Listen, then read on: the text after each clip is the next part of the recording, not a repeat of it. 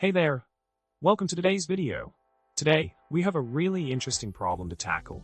So, the problem we have at hand involves a perplexing scenario where a particular code snippet is yielding an unexpected result. The code is attempting to convert a hexadecimal value into a signed long variable, and for some reason, it's printing out the word wrong. Quite a head-scratcher, right? Now, let's delve into the solution for this tricky problem.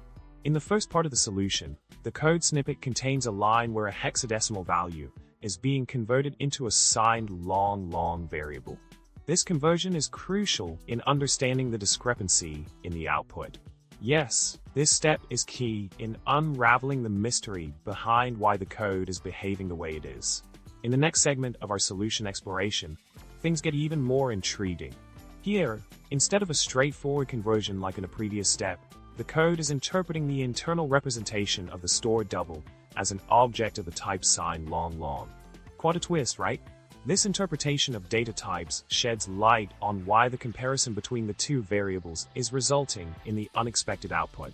Summing up our exploration, we've uncovered the intricacies of data type conversions and interpretations in C programming.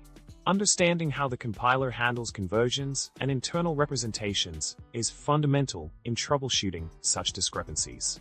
Well, that's all for today, folks. I hope you enjoyed unraveling this coding puzzle with me. Don't forget to like, subscribe, and leave a comment below. Until next time, happy coding,